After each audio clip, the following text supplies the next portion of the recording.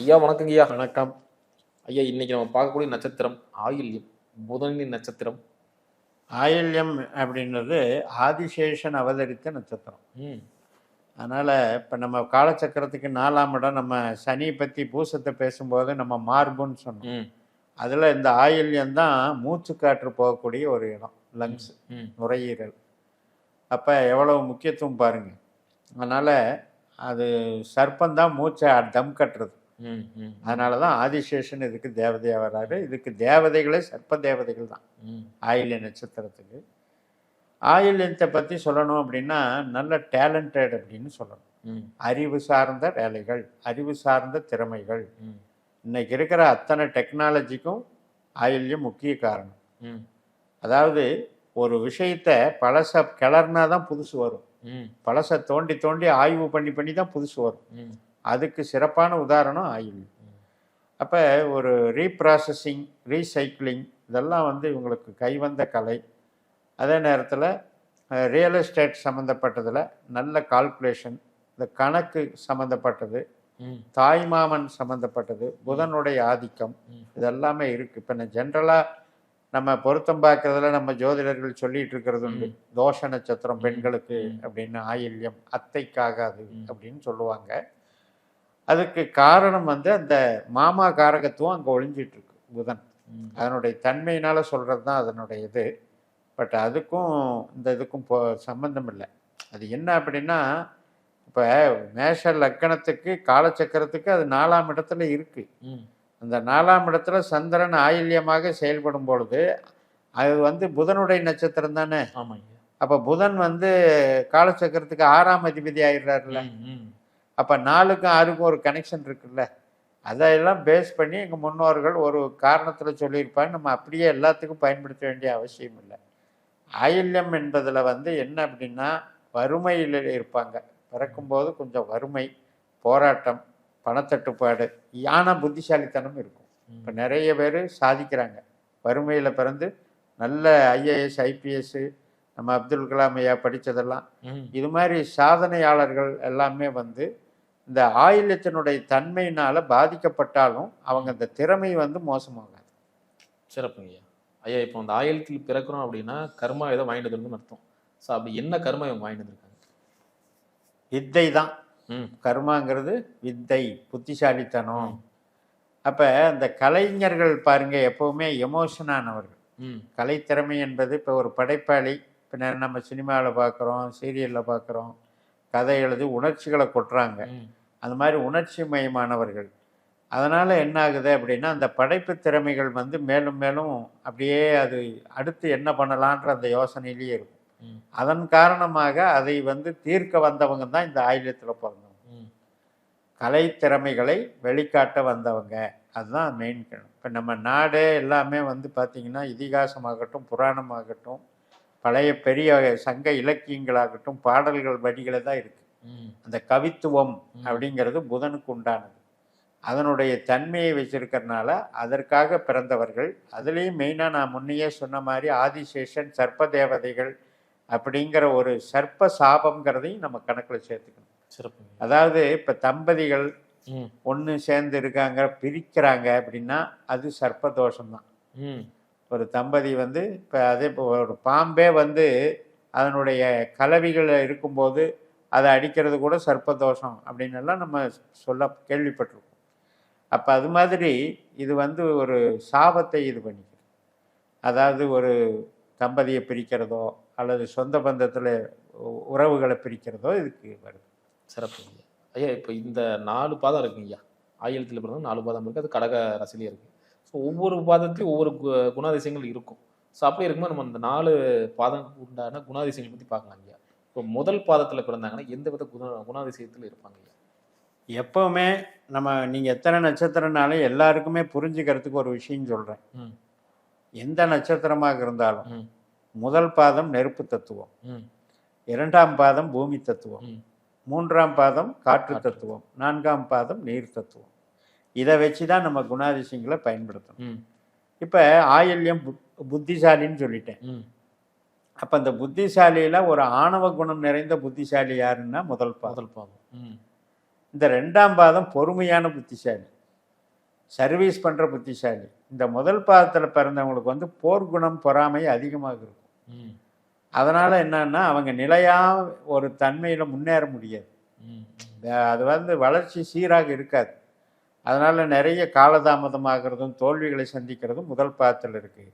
ஆனால் 2ஆம் பாதம் ஜெயிக்கக்கூடியது, மிகப்பெரிய ஒரு ஸ்தானத்துக்கு உயரக்கூடியது. அதே 3ஆம் பாதம் எடுத்துக்கோங்க, எப்பவும் ஒரே மாதிரி பிஹேவ் பண்ணாலுமே அவங்களுக்கும் இந்த போட்டி பொறாமை குணத்தினால பாதிக்கப்பட்டவர்களாக இருப்பாங்க. அது சகோதர வர்க்கமோ நண்பர்கள் வர்க்கமோ, மெயினாக புதன்னாலே நண்பர்கள். அந்த நண்பர்கள் சார்ந்து சில தியாகம் பண்ணுறதோ சில நஷ்டம் அடைகிறதோ அல்லது இவங்க அவங்கள பாதிக்கிறதோ நடக்கிறது 3ஆம் பாதத்துக்கு. இந்த 4ஆம் பாதத்தை பொறுத்த வரைக்கும் மன வாழ்க்கை சிறப்பாக இருக்காது. மன வாழ்க்கையில் பாதிப்புகளை கொடுத்துருவோம். 2வது தன்னைத்தானே கீழ்நிலைக்கு கொண்டு போய்க்கிறது.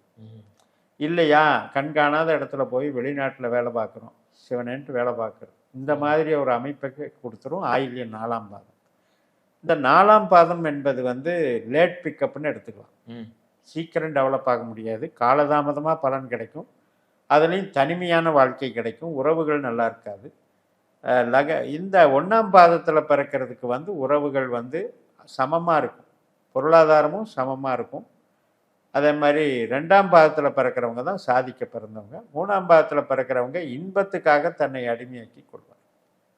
அதாவது இப்போ இன்பம்னா இப்போ ஃப்ரெண்ட்ஸு கூடயும் ஜாலியாக இருக்கிறோம், அல்லது லவ் அஃபேர்ஸ்லையும் ஜாலியாக இருக்காங்க, அல்லது நம்ம திருமண வாழ்க்கையில் கணவன் மனைவி சார்ந்த வகையிலையும் அந்த இன்பத்தை எதிர்பார்க்குறாங்க. அந்த இன்பத்துக்காக தன்னைத்தானே சரி கட்டிட்டு போகக்கூடியவங்க 3ஆம் பாதம். 4ஆம் பாதங்க? 4ஆம் பாதம் தான் வீழ்ச்சியை சந்திக்கிறோம். கடல் கடந்து போய் சிவனேன்னு வாழ்வாங்க, அல்லது இங்கே இருந்தாங்கன்னா கணவன் மனைவி ஒற்றுமை நல்லா இருக்காது, பிரிவினைகள் இருக்கும், கொஞ்சம் சிறு வயதில் கஷ்டப்பட்டு பின்னால் தான் அவங்க இது பண்ணுவாங்க. சிறப்புங்க ஐயா. இப்போ உங்களோட குறியீடுகள் என்னங்க இருக்கு? குறியீடுகள் அப்படின்னு எடுக்கும்போது இப்போ ஆதிசேஷன் பிறந்த நட்சத்திரம் அப்படிங்கிறது ஒன்று, புன்னை மரம் தான் இவங்களுக்கு மரம். இந்த புன்னை மரம் அப்படின்றத இவங்க வந்து லோகோவாக யூஸ் பண்ணிக்கலாம். புன்னை மரம் தலம் விருட்சமாக உள்ள கோயில்களுக்கு போயிட்டு வரலாம். அது வந்து இவங்க ஜாதகத்தில் ஆயில்யம் என்ன கேரக்டர் வாங்கியிருக்குன்னு பார்த்துக்கிட்டு செய்யணும். இப்போ இவங்க வந்து வேற ஒரு லக்கணமாக இருக்கலாம், இந்த ஆயில்யம் வந்து 8-12 தொடர்பு இருந்தால் இதை வழிபாட்டு குறியீடு எடுக்கவே கூடாது. 2-6-10 தொடர்பு இருந்தால் தொழிலுக்காக இதை பயன்படுத்தலாம் இந்த குறியீடுகளை. அப்படி இல்லை 1-5-9 தொடர்பு இருந்தால் திருமண விஷயங்களுக்கும் நோய் தீர்க்கிறதுக்கும் பயன்படுத்தலாம். இப்படி பல்வேறு வித பயன்பாடுகள் இருக்குது. இப்போ மரம் வந்து புன்னை மரம், பறவை வந்து கிச்சிலி பறவை, இங்கேயும் வந்து பூனை தான், மிருகம், ஆண் பூனை. அதே மாதிரி இடம் வந்து பார்த்திங்கன்னா குப்பை, வடிவம் வந்து அம்மி. இது எதை குறிக்குது அப்படின்னா, இந்த நான் சொன்னேன் இல்லையா, ரீசைக்கிளிங் ரீப்ராசஸிங் அப்படிங்கிறதெல்லாம் இப்போ வேஸ்ட் வியாபாரம்னு சொல்கிறோம் ஜென்ரலாக. அதுவே ஒரு பெரிய பல்காக இயங்கிட்டு இருக்கும். எந்த ஒரு உற்பத்தி பண்ணாலும் அதில் வேஸ்ட் ஆகும்ல, அந்த வேஸ்ட் மறுபடியும் சைக்கிள் ஆகுதுல்ல. இப்போ பெட்ரோலிய உற்பத்தியிலே அதுதான் நடக்குது. கண்டிப்பாக. அது மாதிரி அந்த ரீசைக்கிளிங் ரீப்ராசஸிங் பார்த்துக்கலாம். இப்போ அந்த மாதிரி இவங்க தொழில் செய்யக்கூடிய நபர்களாக இருப்பாங்க. மெயினாக வந்து இந்த ஆதிசேஷன் சர்ப்ப தேவதைகள் கனெக்ட் ஆகுது, அதனால் யோகாவில் டெவலப் ஆவாங்க. யோகாவில் வந்து மாஸ்டர் பண்ணுறவங்க அதெல்லாம் இந்த ஆயில்யத்துக்கு உண்டு. ஏன்னா மூச்சு, நம்ம பதஞ்சலி யோக சூத்திரமே என்ன சொல்லுது, மூச்சை வச்சு தான். அந்த பதஞ்சலி தோற்றமே அவர் வந்து நாக தோற்றம் தான், பாம்பு முகம்தான் பதஞ்சலி, பாம்பு உருவமான சித்தர் தான் பதஞ்சலி. அவர் வந்து அந்த யோகாவை சாஸ்திரத்தை இது பண்ணுறாருன்னா அதுக்கு ஆயில்யத்துக்கு ரொம்ப ரொம்ப பொருந்தும். அது மாதிரி இப்போ இந்த அம்மின்னு சொல்கிறது என்ன அப்படின்னா, இந்த காலத்தில் கிரைண்டராக மிக்சியாக வச்சுக்கலாம். இப்போ இவங்களுக்கு ஆயில்யத்தில் ஒரு பிரச்சனை அப்படின்னா அங்கே மிக்சி கிரைண்டரில் பிரச்சனை ஆகும். அது இப்போ இந்த வந்து உடஞ்சி போன பொருள், ரிப்பேர் ஆன பொருள், இப்போ பைப் கனெக்ஷனு, ஏன்னா நீர் ராசியில். அப்போ நீர் ராசியில் இப்போ நம்ம விருச்சிகத்துக்கு ஒன்று சொல்லுவோம் இல்லையா, கேட்ட நட்சத்திரம், அது அவர் வரும்போது சொல்கிறேன். இப்போ இங்கே வந்து கடகத்துக்கு எடுக்கும்போது இப்போ நீர் ஓட்டமுள்ள பைப்பு, அப்போ இந்த பைப்பு லீக்கேஜ் ஆகிக்கிட்டு இருக்கும். இப்போ உங்கள் வீட்லேயே இருக்கும். வீட்லேயே இந்த பிரச்சனை இருக்கும். அப்போ அது வந்து 8-12 தொடர்பு இருந்தால் அதை சரி செஞ்சால் அந்த பிரச்சனை சரியாயிடும். 2-6-10 தொடர்பு இருந்தால் இந்த குறியீடுகளை இவங்க தொழிலுக்கே பயன்படுத்தலாம். இப்போ வந்து ஒரு அம்மி அப்படிங்கிறத ஒரு மிக்சியோ கிரைண்டரோ அல்லது அரைக்கிற மாதிரியான ஒரு பொருளோ ஒரு இவங்க லோகோ மாதிரி கிரியேட் பண்ணலாம். பூனையை பயன்படுத்தலாம். இதெல்லாம் வந்து அந்த குறியீடுகளுக்கு வரும். சிறப்புங்க. ஐயா வழிபட வேண்டிய தெய்வங்கள் என்னங்க இருக்கு? இவங்களை பொறுத்த வரைக்கும் பெருமாள் தாங்க. மெயினாக ஆதிசேஷன், கருடனை வழிபடலாம், பெருமாளை வழிபடலாம், மதுரை மீனாட்சி அம்மனை வழிபடலாம். இதெல்லாம் வந்து புதனுக்குண்ட அத்தனை இதுவும் பச்சை நிறத்தை உபயோகப்படுத்தலாம். கீரைகளை நல்லா சாப்பிடலாம். அதுலேயும் வல்லாரை கீரை என்பது புதனுக்குரியது. ஞாபக சக்திக்கு சிறப்பான ஒரு அமைப்பு. ஸோ அந்த மாதிரி வழிபாடுகளை பண்ணும்போது இவங்களுக்கு அந்த ஒரு திசை அப்படின்னு எடுத்துக்கிட்டிங்கன்னா ஈசான்ய திசையை எடுத்துக்கலாம், வடகிழக்கு திசை. அதையும் வந்து இவங்க மெயினாக எய்ம் பண்ணிக்கலாம். இந்த ஆயில்யத்தை பொறுத்த வரைக்கும் கண்டிப்பாக இவங்க வந்து ஒரு டெக்னாலஜிஸ்டாகவே இருப்பாங்க அப்படிங்கிறதுல முக்கியமாக நம்ம கருத்தில் எடுத்துக்கிறோம். சிறப்பு ஐயா. அடுத்து இந்த ஆயுள்கள் பிறந்தவங்களுக்கு ஐயாவின் அறிவுரை பற்றி சொல்லுங்க. கோபப்படக்கூடாது. இப்போ சர்ப்பம் வந்து படம் எடுக்கும், தன்னை தற்காத்துக்கிறதுக்கு படம் எடுக்கலாம். பட் அந்த தோற்றம் எல்லாருக்கும் பிடிக்குமா? அப்போ அந்த படம் ஒசு ஒசுன்னுட்டு இருந்தால் யாரும் கிட்ட வர மாட்டாங்க. யாரும் வந்து எந்த நேரத்தில் என்ன மூடு இருக்குமோ அப்படின்னு நினச்சிக்கிட்டு இவங்களை ஒதுங்கி நிற்பாங்க அல்லது ஒதுக்கி வைப்பாங்க. அது மாதிரி சொந்த பந்தத்துக்குள்ள ஒரு மாதிரி அலட்சிய மனப்பான்மை இருக்கும். ரிலேஷன் மேட பற்றுதல் வந்து இதாக இருக்கும். அப்போ வந்து தன்னுடைய சுயநலம்தான் முக்கியம், தன்னுடைய டெவலப்மெண்ட்டு தான் முக்கியம். நமக்கு யார் என்ன பண்ணாங்க அப்படின்னு சிந்திச்சுட்டே இருக்கிறதுனால தான் அந்த அட்டாச்மெண்ட்டு குறையுது. அப்படி நினைக்காம நீங்கள் வந்து ஒரு பொது நோக்கத்தோட எல்லாரையும் வேணும் அப்படின்ற ஒரு மனநிலைக்கு மாறுங்க. வாழ்க்கை நல்லா இருக்கும். சிறப்பு சிறப்புங்க. அற்புதமாக சொன்னீங்க. ரொம்ப ரொம்ப நன்றிங்கய்யா. மீண்டும் அடுத்த காணொலியில் அடுத்தடுத்த நட்சத்திரத்தை பற்றி பார்க்கலாம்.